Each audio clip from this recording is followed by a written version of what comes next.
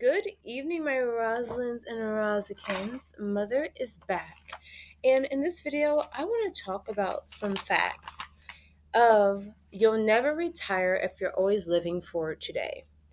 So, the reason I thought about this video and this topic is because, in my Mother I Am a Rich Man series, I really hint on the fact and kind of I would say press on the fact that as beautiful women, as pretty girls, you've got to have your own bag.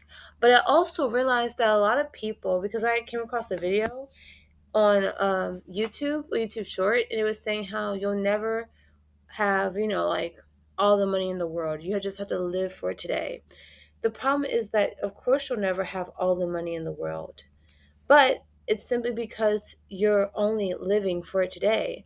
You actually have to care about your future in order to have one financially. You can't will and wish your way into riches and wealth. You have to have a strategic plan and be willing to put in the work to get there. And so I say all that to say that on Mother's wealth building journey, I realized that it's really just a decision. You are one decision away from all the riches and wealth that you want in your life. And that one decision you just have to repeat every single month and you will get there. So here is the statistics. How much Americans have saved for emergency. And I asked AI this recently, like today, and it gave me like information about the statistics from 2024 to 2025 thus far. So it says 19% of Americans have no emergency savings at all. 30% have less than 3 months worth of expenses saved. 22% have saved 3 to 5 months of expenses, and 27% have 6 months or more. The median emergency fund is 2,000 to 5,000 depending on age and income bracket. So I'm going to say that this is for people in their 20s to 30s, but definitely 20s. Generational differences. I also realized that sometimes that has to do with generations. So Gen Z, people that are in my generation from 18 to 26 have less than 1,000 on average saved. Millennials have 20 that are 27 to 42 have often in 1,000 to 5,000 for like an emergency fund saved. And Gen X and boomers have 3 to 6 months saved. So here's a reason why so many Americans do not really have an emergency fund. Families and kids. So a lot of times, some people, can't say a lot of, but some people have families and kids that they have to provide for, and that's very expensive, as we know. Hashtag child free. But that is a lot of money you have to spend every month to sustain a good quality of life for your child. Shit, sometimes even the bare minimum, to be quite honest, with wherever location you live at and the price of groceries and everything. So basically, you're living paycheck to paycheck. Another reason is job instability or underdeployment. So a lot of people, they don't have stability. As we know now, people are getting fired a lot since the end of last year to this year. So many people are losing their jobs. So many companies are making cuts. And when you don't have a job, you cannot fund anything. You're worried about paying your bills, let alone having money saved. Low financial literacy. So some people are very ignorant to their options on building wealth, creating the emergency fund, where to put it. I recommend a high yield savings account so that you can get interest on your profits. Student loans, they really do impact your ability to build wealth. Rent and mortgage as well. As we know, rent and mortgage is going high and becoming higher, and salary is staying the same. Student loans, they're now tying that to your credit score as well. Consumerism is another reason why people fall short on creating a good safety net, because they have spent all of their savings on useless shit anyway. Another thing is rising cost of living. Like I said, everything is more expensive. So before they used to say save 1,000. Nowadays 2,500 is the new 1,000 because of inflation and all types of things, and living above your means. That is another thing. So people be living above their means a lot, where that means that you are trying to keep up with the Joneses. So you're buying that like what $10,000 purse, that name brand purse. You're over here going on vacations and you know damn well you're in debt and you should not be going on vacations. You should be using that money to put in your savings account. You should be using that money to do other things with. Another thing you might be doing is like you are putting your kids with maybe a babysitter, or you're buying a certain type of grade of food when you know that you only have like $200 to spare this month, but you're trying to keep up with a lifestyle you really can't afford, or you're going out to eat, etc., etc. And I'll say there's nothing wrong with those by principle if you have the disposable funds.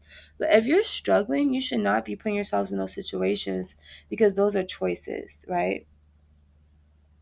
And people have all this going against them, but people want to say, well, live for today. Your problem is that you're living for today, just for today. What Mother is saying is that you have to understand that everything you want in life comes with sacrifice, and your finances are no different.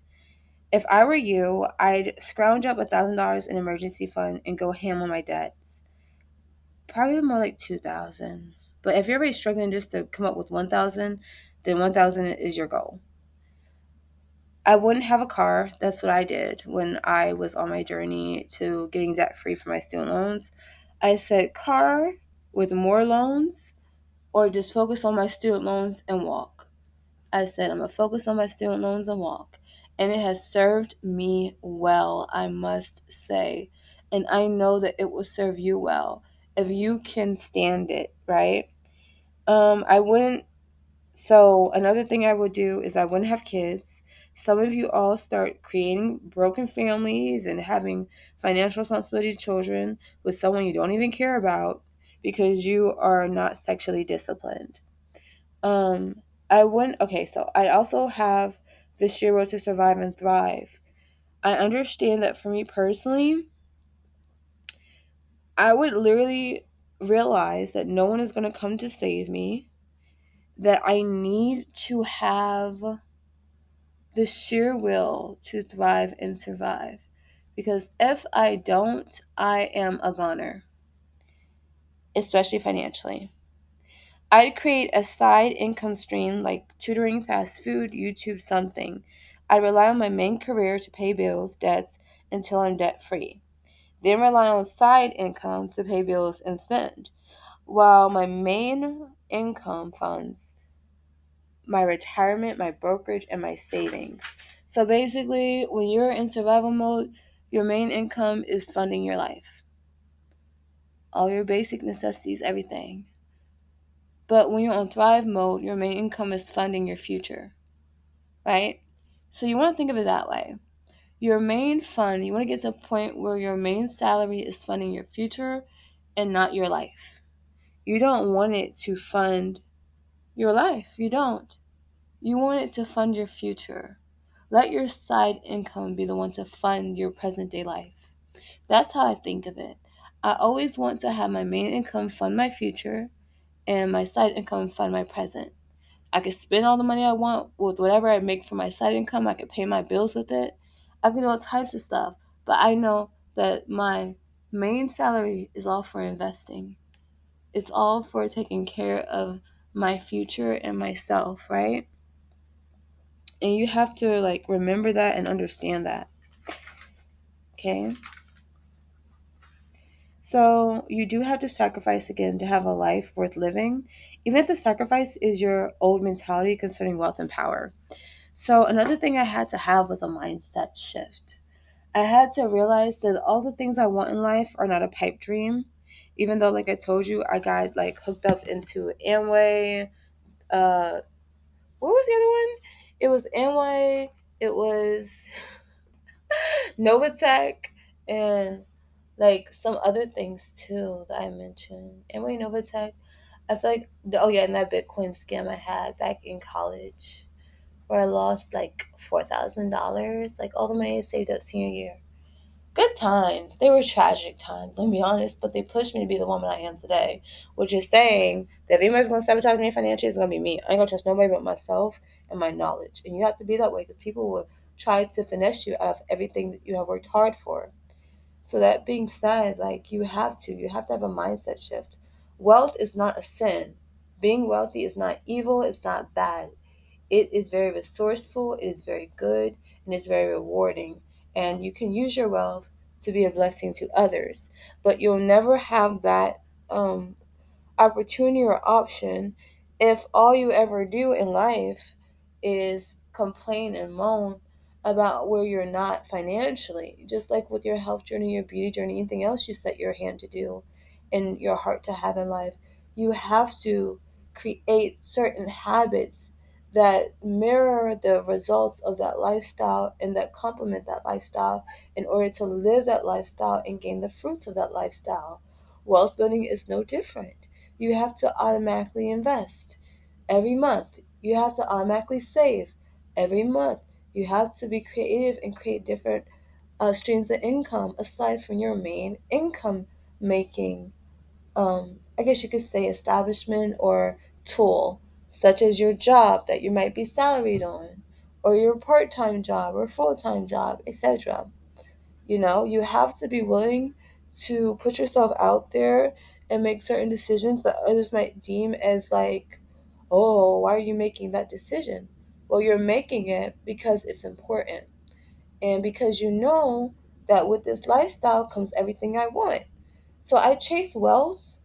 Actually, I can't say I attract wealth and I create wealth because I want a lifestyle where I have options with my beauty and my health, where I am on my own throne, where I don't have to beg a man, a woman, a dog, a cat, a child for nothing. I take care of myself and I thrive.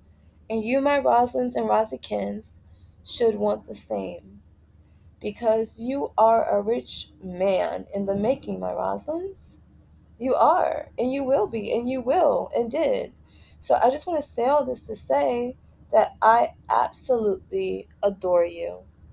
And I'm sorry if you hear any background noises in my recording, but I just want to put that there because you all have so much potential.